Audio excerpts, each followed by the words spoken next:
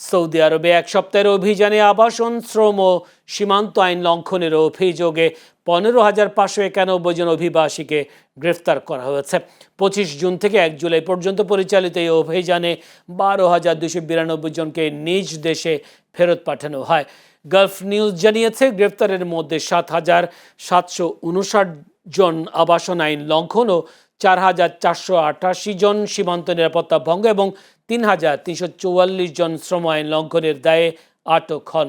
অবৈধ প্রবেশের চেষ্টা করার সময় আরও 1,629 জনকে গ্রেফতার করা হয়। একই সময়ে হাজার হাজার অভিবাসীকে কূটনৈতিক মিশনে নথি সংগ্রহ ও ভ্রমণ ব্যবস্থা সম্পন্ন করার প্রক্রিয়ায় পাঠানো হয়। বর্তমানে প্রায় 27,445 জনের বিরুদ্ধে আইনি ব্যবস্থা চলমান রয়েছে। তাদের অধিকাংশ ইথিওপিয়া ও ইয়েমেনের নাগরিক। সৌদি সরকার অবৈধ অভিবাসন রোধে কঠোর অবস্থান নিয়েছে।